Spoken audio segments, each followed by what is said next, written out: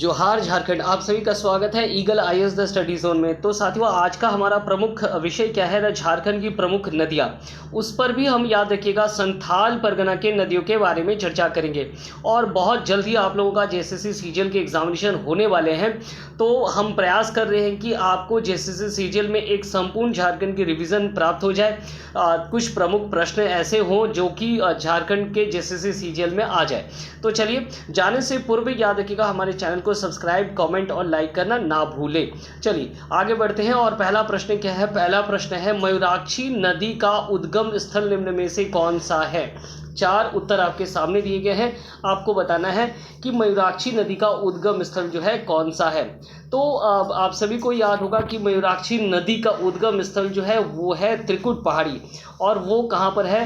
तो याद रखिएगा वो है देवघर में। तो देवघर जो है, देवघर के त्रिकुट पहाड़ी याद रखिएगा, ये मयूराक्षी नदी का उद्गम स्थल है जो वहाँ से 16 किलोमीटर दूरी पर है। इसके अलावा देवघर में जो है याद रखिएगा बैद्यनाथ धाम भी है, जो कि शिव के एक ज्योतिर्लिंग, शिव जी के एक ज्योतिर्लिंगों में से एक ज्योतिर्लिंग है। ठीक है, यहाँ जो है महीने भर का पूरे भारत का सबसे बड़ा मेला श्रावणी मेला लगता है, जिस पर प्रश्न पूछे गए हैं जेपीएससी में, तो याद रखिएगा। एक तो ये हो गया। इसके अलावा अगर हम बात करेंगे, याद रखिएगा, इसके अलावा अगर हम बात करते हैं कि दुमका, मुंगेर और पद्मा। पद्मा याद रखिएगा, पद्मा बड़ाकर नदी तंत्र है। ठीक है, बड़ाकर नदी के ऊपर ही याद रखिएगा माइथन डैम बनाए गए हैं। तो बड़ाकर नदी जो है हजारीबाग के पद्मा से निकलती है। मुंगेर के बारे में, मुंगेर में भी जो है कौन से नदी तंत्र निकलती है? तो मुंगेर से अजय नदी तंत्र निकलता है। और दुमका से भी कई नदी तंत्र निकलते हैं, जिनके ऊपर आज हम चर्चा करेंगे। तो चलिए, इसका प्रश्न क्या था? प्रश्न था कि मयूराक्षी नदी का उद्गम स्थल निम्न में से कौन सा है? स्पष्ट रूप पर इसका आंसर क्या होगा? इसका उत्तर होगा देवघर, त्रिकुट पहाड़ी। और त्रिकुट पहाड़ी पर याद रखिएगा एक रोप वे भी है। ठीक है, और उस रोप वे पर जो है पर्यटन के लिए वो हमेशा खुला रहता है। और ये भी याद रखिएगा कुछ महीने पूर्व वहाँ एक बहुत बड़ी हादसा हो गई थी, तो जो कि तब ये चर्चा का विषय बना हुआ था। और अब अगर हम मयूराक्षी की याद रखिएगा, अगर हम मयूराक्षी का अगर हम सहायक नदियों के बारे में बात करेंगे तो क्या क्या हो सकता है? तो याद रखिएगा मयूराक्षी की सहायक नदियों में से हमें नाम प्राप्त होता है द्वारका, बक्रेश्वर, इसके अलावा जो है भूमरा, पुसरो, टिपाई, धोआई। तो ये सभी जो है क्या है ना, मयूराक्षी की सहायक नदियां हैं। ब्राह्मणी नदी भी याद रखिएगा, ये क्या है ना, मयूराक्षी की सहायक नदियां हैं। मयूराक्षी के साथ साथ ये सभी नदियां जो है याद रखना है कि संथाल परगना से निकलते हुए बीरभूम के क्षेत्रों में और कुछ मुर्शिदाबाद के क्षेत्रों में प्रवेश कर जाती है। वास्तविक रूप से याद रखिएगा संथाल परगना का जो क्षेत्र है वो वेस्ट बंगाल के बीरभूम और याद रखिएगा मुर्शिदाबाद के क्षेत्रों को क्या करता है? टच करता है। तो जितने भी संथाल परगना की नदियां हैं वो मूल रूप से जो है कहाँ प्रवेश कर जाता है? या तो बीरभूम में प्रवेश कर जाता है, तो या तो फिर कहाँ प्रवेश कर जाता है? मुर्शिदाबाद में प्रवेश कर जाता है। और याद रखिएगा बीरभूम के साथ संथाल परगना का एक ऐतिहासिक लगाव भी है। अगर आप मैप का अध्ययन करेंगे, प्राचीन मैप का अध्ययन करेंगे, तो आपको ज्ञात होगा कि संथाल परगना जो है बीरभूम क्षेत्र का क्या था? एक हिस्सा था। ठीक है, तो चलिए इतने सारे संपूर्ण बातों को करते हुए जो है हम आगे बढ़ते हैं। अब नेक्स्ट प्रश्न हमारा क्या है, देख लेते हैं। नेक्स्ट प्रश्न है कि ब्राह्मणी पहाड़ी का उद्गम स्थल निम्न में से कौन सा है? ये थोड़ा सा गलत लिखा हुआ है, याद रखिएगा ब्राह्मणी नदी होगा। तो ब्राह्मणी नदी का उद्गम स्थल निम्न में से कौन सा है? क्या होगा इसका उत्तर? त्रिकुट पहाड़ी, बांस पहाड़ी, राजमहल या दुधवा पहाड़ी, क्या होगा? तो जैसे कि मैंने आपको कहा कि दुमका से जो है ब्राह्मणी नदी निकलती है और दुधवा पहाड़ी से निकलती है, तो इसका उत्तर क्या होगा? इसका उत्तर होगा दुधवा पहाड़ी, दुमका, ब्राह्मणी नदी। ठीक है, और इसके साथ साथ याद रखिएगा ब्राह्मणी नदी जो है संथाल परगना के 4 जिलों से होकर के प्रवाहित होती है। अर्थात इसका जो प्रवाह क्षेत्र है वो क्या है? 4 जिलों से होकर के है। कौन कौन से हैं? तो दुमका, साहेबगंज, देवघर और गोड्डा, इन 4 जिलों को कवर करते हुए याद रखिएगा दुमका, साहेबगंज, साहेबगंज, देवघर और गोड्डा, इन 4 जिलों को कवर करते हुए जो है ब्राह्मणी नदी प्रवाहित होती है। ब्राह्मणी नदी याद रखना है एक और चीज़ की, ब्राह्मणी नदी मयूराक्षी का ही एक सहायक नदी है और इसके साथ साथ मयूराक्षी के द्वारका की सहायक नदी है। वास्तव में ब्राह्मणी नदी जो है वो द्वारका की सहायक नदी है और द्वारका जो है मयूराक्षी की सहायक नदी है। तो इस प्रकार ऑन दी अदर हैंड हम ये कह सकते हैं कि ब्राह्मणी जो है क्या है ना, वो मयूराक्षी की सहायक नदी है। तो चलिए आगे बढ़ते हैं और देखते हैं कि हमारा नेक्स्ट प्रश्न क्या है। नेक्स्ट प्रश्न है, गुमरो और एरो किसकी सहायक नदियां हैं? तो स्पष्ट तौर पर अभी हमने आपको ब्राह्मणी नदी के बारे में बताया और याद रखिएगा ब्राह्मणी नदी की सहायक नदी है गुमरो और एरो ही है। तो इसका उत्तर क्या होगा? इसका उत्तर होगा ब्राह्मणी नदी। ठीक है, याद रखिएगा ये कहाँ से निकलती है ना, ये दुमका से निकल करके जो है आगे 4 जिलों से होकर के प्रवाहित होती है, दुमका, साहिबगंज, देवघर और गोड्डा। और साथ में याद रखिएगा ये दुधवा पहाड़ी से निकलती है। इसके 2 सहायक नदी है गुमरो और एरो। आगे बढ़ते हैं और आगे बढ़ने के बाद देखते हैं कि नेक्स्ट प्रश्न हमारा क्या है। निम्न में से कौन से नदी का उद्गम एवं मुहाना झारखंड से भिन्न राज्य में है? आपको बताना है कि कौन से नदी का उद्गम भी झारखंड से बाहर है और उसका मुहाना जो है वो भी झारखंड से बाहर है। तो देखते हैं कि ऑप्शन क्या है हमारे पास, मयूराक्षी, गुमानी, अजय और ब्राह्मणी, ये 4 ऑप्शन हमारे पास है। अभी मैंने आपको बताया कि मयूराक्षी का तो स्पष्ट तौर पर जो है देवघर है, तो ये तो हो नहीं सकता क्योंकि इसका उद्गम जो है कहाँ पर है, इसका उद्गम विशेष तौर पर जो है झारखंड में ही है। हाँ, इसका जो मुहाना है वो हुगली नदी है, लेकिन इसका उद्गम कहाँ है ना, इसका उद्गम जो है याद रखना है कि देवघर पे है। चलिए गुमानी के बारे में याद रखिएगा, गुमानी जो है, गुमानी राजमहल के पहाड़ियों से निकलती है और जो है इसका उद्गम कहाँ पर है ना, इसका उद्गम भी झारखंड में ही है। साथ में याद रखिएगा ये साहेबगंज और गोड्डा के बीच से होकर के गुजरती है, अर्थात सीमाओं से मध्य से होकर के गुजरती है। तो एक तो ये भी नहीं होगा। ब्राह्मणी नदी के बारे में मैंने आपको बताया कि ये दुमका के त्रिकुट पहाड़ी से निकलता है। तो इन तीनों ऑप्शंस को देखने से हमें ये ज्ञात हो रहा है कि स्पष्ट तौर पर जो है अजय को छोड़ करके बाकी सारे नदियां जो है वो झारखंड से ओरिजिनेशन है। हाँ, इन सभी का गंगा या गंगा नदी तंत्र में बाद में जाकर के क्या हो जाता है ना, मुहाना हो जाता है। ठीक है, हुगली भी जो है गंगा की एक सहायक नदी है। तो हम ये कह सकते हैं कि सारे जो है क्या है ना, गंगा नदी तंत्र में ही मिल जाते हैं। तो चलिए, तो इसका उत्तर क्या होगा? इसका उत्तर याद रखिएगा, इसका उत्तर होगा अजय नदी, इसका उत्तर होगा। अब हम बात करेंगे कि अजय नदी का उद्गम स्थल कहाँ है। तो मुंगेर इसका उद्गम स्थल है। ठीक है, और कई बार कुछ पुस्तकों में आपको क्या मिल जाएगा, तो जमुई भी मिल जाएगा इसका जो है उद्गम। ठीक है, इसके साथ साथ याद रखिएगा इसका मुहाना का अगर हम बात करेंगे तो इसका मुहाना याद रखिएगा, इसका मुहाना जो है मुर्शिदाबाद के एक नदी है जो कि गंगा का ही या पद्मा का एक हम कह सकते हैं सहायक नदी है, वो है भागीरथी। और ये भागीरथी जो है मुर्शिदाबाद से होकर बहते हुए जो है वर्धमान में प्रवेश करती है और जैसे ही ये वर्धमान में प्रवेश करती है वहाँ इसके साथ अजय नदी का संगम होता है। और वो क्षेत्र कहाँ है ना, वो क्षेत्र है कटवा का क्षेत्र है। चूंकि इस क्षेत्र से हमारा बहुत पुराना लगाव है, याद रखिएगा ये क्षेत्र हमारा क्या है ना, हमारा जो है नानी घर है, तो हम यहाँ जा करके क्या है, इस संगम में जा करके कई बार स्नान करने का हमें भी मौका मिला था। तो हमने देखा कि किस प्रकार भागीरथी था जो कि गंगा की सहायक है और उसके साथ साथ अजय नदी का संगम यहाँ स्पष्ट रूप से देखने को हमें मिलता है। साथ में याद रखिएगा यहाँ के आसपास के जो क्षेत्र हैं ये वैष्णव के हम कह सकते हैं कि वैष्णव धर्मावली का क्षेत्र भी है और यहाँ इस नदी को, भागीरथी नदी को गंगा की तरह ही पवित्र माना जाता है या स्पष्ट रूप से गंगा ही माना जाता है। तो चलिए, इसका उत्तर क्या हो गया? इसका उत्तर हो गया याद रखिएगा अजय नदी। नेक्स्ट प्रश्नों की ओर आगे बढ़ते हैं, देखते हैं क्या है नेक्स्ट प्रश्न। निम्न में से कौन सी नदी अजय नदी का मुहाना है? तो मैंने आपको अभी बताया कि अजय नदी जो है किसका मुहाना है, तो याद रखिएगा अजय नदी का मुहाना क्या है, भागीरथी नदी है जो कि कटवा में जा करके ये मिल जाते। कटवा वेस्ट बंगाल का एक बड़ा शहर भी है, बड़ा सिटी भी है। ठीक है, तो आगे बढ़ते हैं। इसके अलावा याद रखिएगा मोर नदी, पुसरो नदी, गुमरो। मोर नदी किसे कहते हैं? तो मोर नदी मयूराक्षी का एक और नाम, याद रखिएगा मयूराक्षी का ही एक और नाम क्या है ना, मोर नदी है।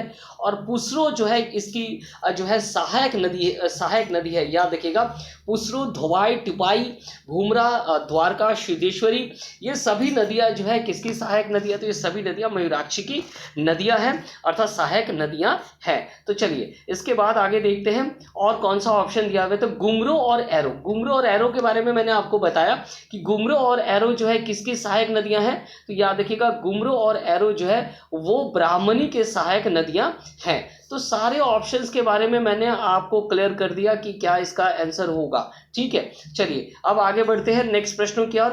रोरो नदी की मुहाना निम्न में से कौन सी नदी है? याद रखिएगा चाईबासा की एकमात्र नदी जो है वो है रोरो नदी। ठीक है, तो चाईबासा याद रखना है कि पश्चिमी सिंहभूम का एक क्षेत्र है, सरांडा वनों से ये घिरा हुआ है और यहाँ रोरो नदी ही एकमात्र नदी है। तो इसका मुहाना कौन सा नदी है? ये रोड़ो नदी याद रखिएगा, जो कि रोड़ो क्षेत्र से निकलती है, ये बाद में जाकर कारो नदी से मिल जाती है। कारो फिर बाद में जाकर के जो है दक्षिणी कोयल से मिल जाती है। तो इस प्रकार पश्चिमी सिंहभूम में रोड़ो जो है कारो नदी में मिल जाता है और कारो नदी बाद में जाकर के किससे मिल जाता है? तो दक्षिणी कोयल से मिल जाता है। ठीक है, तो इसका उत्तर क्या होगा? इसका उत्तर होगा कारो नदी, इसका उत्तर होगा। चलिए आगे बढ़ते हैं, आगे देखते हैं कि नेक्स्ट प्रश्न हमारा क्या है। इसके अलावा याद रखिएगा रोड़ो नदी जो है बहुत ही पवित्र नदी मानी जाती है चाईबासा शहर के लिए।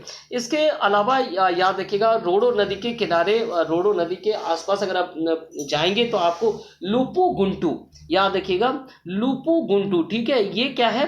तो मैंने आपको झरने के बारे में बताया था, जलप्रपात के बारे में। लुपु गुंटू जो है पश्चिमी सिंहभूम का ही एक क्या है ना, एक जलप्रपात है, थकोरा लुपु गुंटू। तो ये लुपु गुंटू बहुत ही मनोरम स्थल है। याद रखिएगा लुपु गुंटू कहाँ है ना, पश्चिमी सिंहभूम में, और वो भी रोड़ो नदी के ही आसपास का ये झरना है, या रोड़ो नदी का ही ये क्या है ना, झरना है। चलिए आगे बढ़ते हैं, आगे क्या है नेक्स्ट प्रश्न हमारा। नेक्स्ट प्रश्न, निम्न में से कौन सी नदी अपने उद्गम के बाद संकरी और गहरी घाटियों का निर्माण करती है? दक्षिणी कोयल, शंख नदी, अजय नदी और उत्तरी कोयल। इसका उत्तर क्या होगा? इसका उत्तर होगा याद रखिएगा शंख नदी।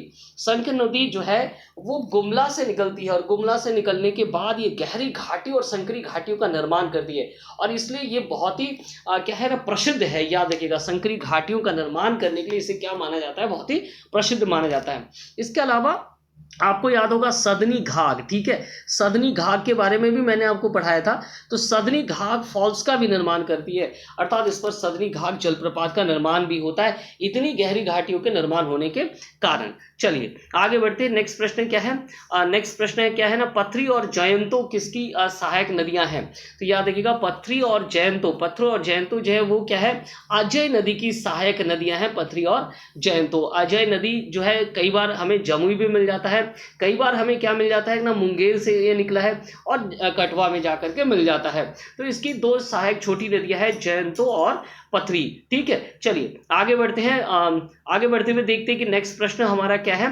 नेक्स्ट प्रश्न है, निम्न में से किस नदी का संबंध संथाल परगना के साथ नहीं है?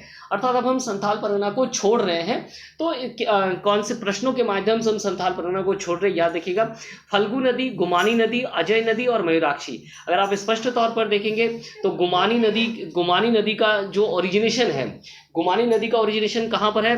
तो याद रखिएगा गुमानी नदी का ओरिजिनेशन है राजमहल। ठीक है, अजय नदी का ओरिजिनेशन कहाँ पर है? जमुई जो है या मुंगेर जो है इसका ओरिजिनेशन है। ठीक है, इसके अलावा मयूराक्षी का ओरिजिनेशन कहाँ है? तो त्रिकुट पहाड़ी अर्थात देवघर इसका ओरिजिनेशन है। तो ये सभी जो है संथाल परगना के क्षेत्रों से होकर के कहीं ना कहीं गुजरती है। तो इसका उत्तर क्या होगा? इसका उत्तर होगा फल्गु नदी, इसका उत्तर होगा। ठीक है, इसका उत्तर क्या होगा? इसका उत्तर होगा फल्गु नदी, जो कि उत्तरी छोटानागपुर के क्षेत्रों से निकलती है। तो याद रखिएगा अब हम जो है संथाल परगना के क्षेत्रों को छोड़ते हुए जो है अब हम उत्तरी छोटानागपुर की ओर प्रवेश करेंगे। चलिए आगे बढ़ते हैं, निम्न में से किस नदी पर सदनी घाघ जलप्रपात का निर्माण हुआ है? मैंने अभी इसके बारे में आप सभी को जानकारी दी और प्रश्न बहुत इजी है। उत्तरी कोयल, कारो, शंख और कनहर कौन से नदी पर हुआ है ना? शंख नदी पर। इसका उत्तर क्या होगा? इसका उत्तर होगा शंख। शंख जो है सदनी जलप्रपात का या सदनी घाघ जलप्रपात का निर्माण करती है। ठीक है, और अपने संकरी और गहरी घाटियों के निर्माण के लिए क्या है ना, ये बहुत ही फेमस माना जाता है। निम्न में से किस नदी को सुमागधी नाम से पुकारा जाता था? रामायण में इसे सुमागधी कहा जाता है और अपने मार्ग को बदलने के लिए क्या है ना, ये बहुत ही विख्यात भी है। तो अब आप स्पष्ट तौर पर समझ गए होंगे कि इसके बारे में चर्चा कर रहे हैं।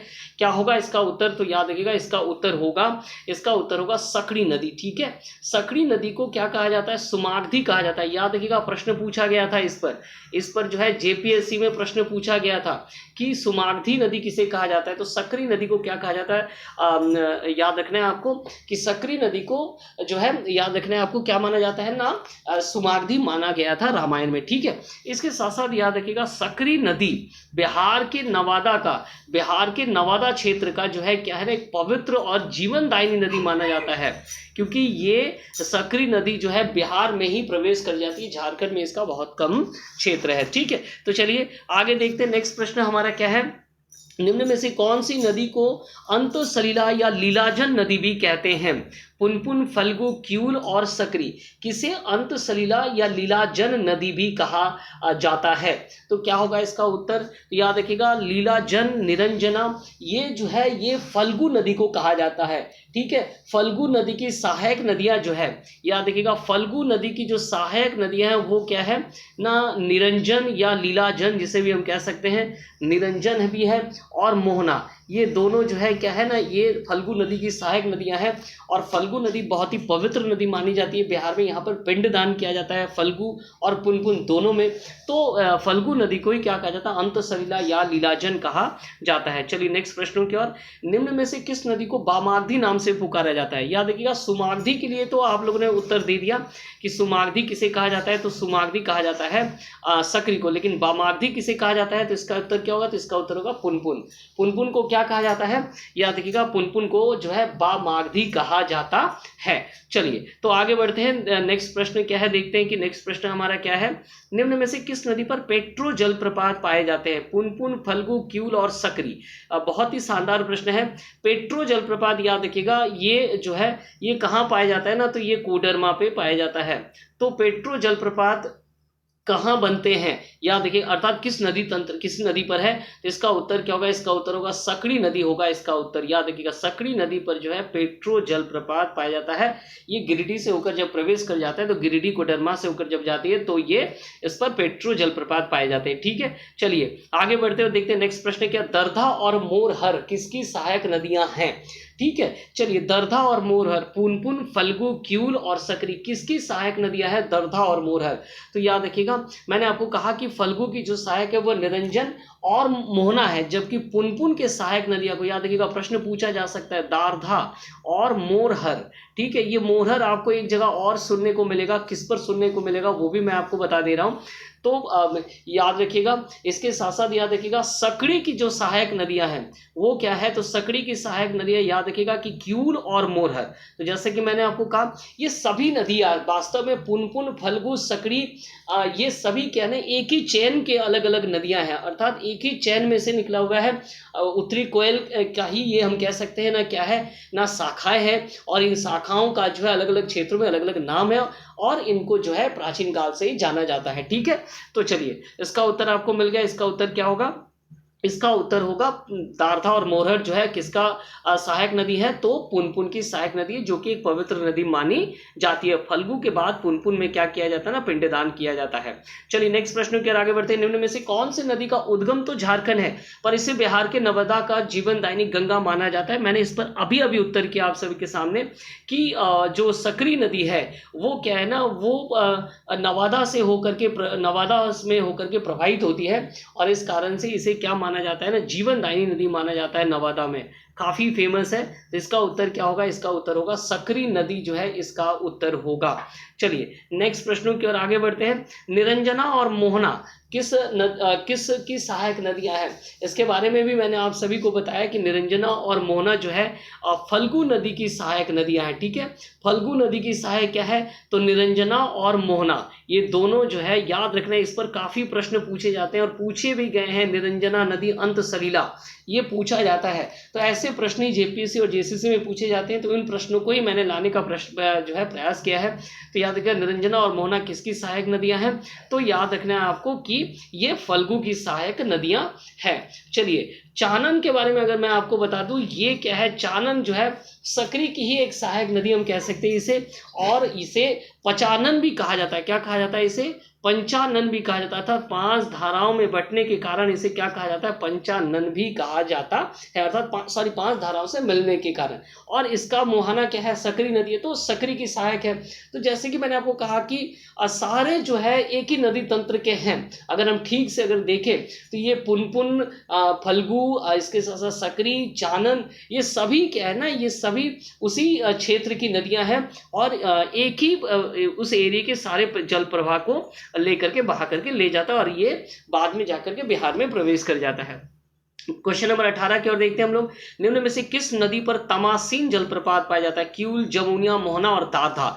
चलिए तो याद रखिएगा इसका उत्तर क्या होगा, इसका उत्तर होगा मोहना। ठीक है, याद रखिएगा मोहना नदी जो है, मोहना नदी फल्गु नदी की क्या है, सहायक नदियां हैं, और ये चतरा में प्रवेश कर जाती है। चतरा में जैसे प्रवेश करती है वहां पर क्या पाया जाता है ना, वहां पर तमासीन जलप्रपात पाए जाते हैं। तो तमासीन की जो है, तमासीन जलप्रपात किस नदी पर है, तो याद रखिएगा मोहना नदी पर पाए जाते हैं, जो कि काफी फेमस है तमासीन नदी, और इस प्रकार वो बिहार में प्रवेश कर जाता है। ठीक है, चलिए 19 नंबर क्वेश्चन को देख लेते हैं। रांची का पिस्का किस नदी का उद्गम स्थल है। बहुत ही शानदार प्रश्न है। रांची का पिस्का, नगरी नहीं कहा गया है, पिस्का कहा गया, तो क्या होगा इसका उत्तर, इसका उत्तर क्या होगा, इसका उत्तर होगा उत्तरी कोयल, इसका उत्तर होगा। ठीक है, चलिए सोन नदी का उद्गम बोलने की आवश्यकता नहीं है, फिर भी सोन नदी का उद्गम कहाँ है, अमरकंटक की पहाड़ी पर जो है सोन नदी का उद्गम है। इस नदी को हिरण्यवाह भी कहा जाता है और सोनभद्र भी कहा जाता है। याद रखिएगा हिरण्यवाह और सोनभद्र भी कहा जाता है। झारखंड में सिर्फ ये सीमाओं का निर्माण करती है, इससे ज्यादा इसका कोई आर्थिक महत्व नहीं है, लेकिन हाल ही में जो है इस पर इसी वर्ष जो है याद रखिएगा इस पर क्या है ना, बांध बनाया, एक बांध, डैम, बैरेज का निर्माण किया गया, जो कि बिहार और झारखंड को जोड़ती है। तो इस प्रकार इसे आर्थिक दृष्टिकोण से क्या बनाया जा रहा है ना, उपयोगी बनाया जा रहा है। इसके साथ साथ याद रखिएगा उत्तरी कोयल, उत्तरी कोयल नदी का उद्गम कहाँ है, तो उत्तरी कोयल नदी का उद्गम जो है पिस्का पर है। इसका उत्तर क्या होगा, इसका उत्तर होगा उत्तरी कोयल। और उत्तरी कोयल की सहायक नदी क्या है ना, औरंगा, अमानत और बूढ़ा नदी।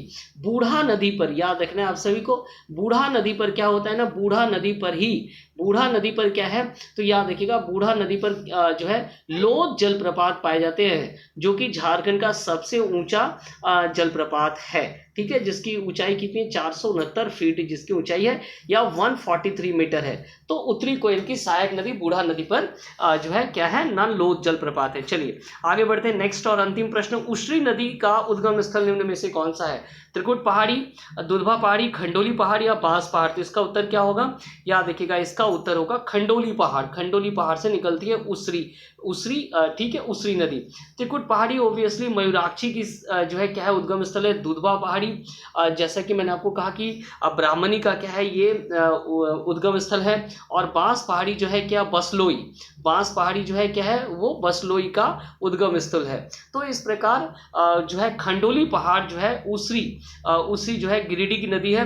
तो उसरी नदी का जो संगम ओरिजिनेशन है वो कहाँ से होता है, खंडोली पहाड़ से होता है। तो चलिए आज पार्ट 1 था झारखंड के प्रमुख नदियों के बारे में, जो कि मैंने आप सबके सामने 20 प्रश्नों को चर्चा किया। आगे और भी कई प्रश्न आएंगे और कई क्लास आप लोगों के लिए उपलब्ध कराए जाएंगे। तो बहुत बहुत धन्यवाद हमारे साथ जुड़ने के लिए। ऐसे ही हमारे साथ जुड़े रहिए और हमें सब्सक्राइब, कमेंट और लाइक करना ना भूलें। तो चलिए बहुत बहुत धन्यवाद।